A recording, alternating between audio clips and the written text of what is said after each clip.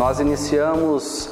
fazendo uma discussão sobre as finanças pessoais, onde que esses gestores podem compreender um pouquinho sobre como que eles estão com as suas finanças, algumas estratégias para melhorar com as suas finanças, compreender qual é o padrão de vida dessas pessoas, e depois nós inserimos eles em toda uma discussão sobre as finanças empresariais, como as finanças impactam dentro do departamento de gestão de pessoas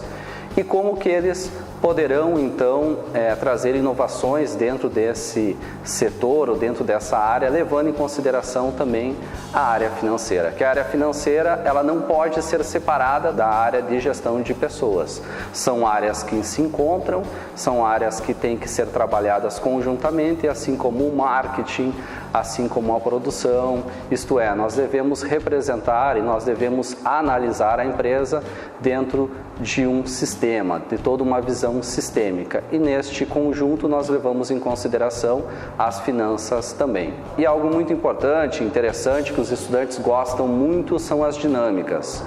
Ao longo das aulas são realizadas dinâmicas com o foco financeiro para que cada um possa trazer as suas atividades, as suas experiências e que nós possamos construir o conhecimento a partir da visão de cada um desses estudantes.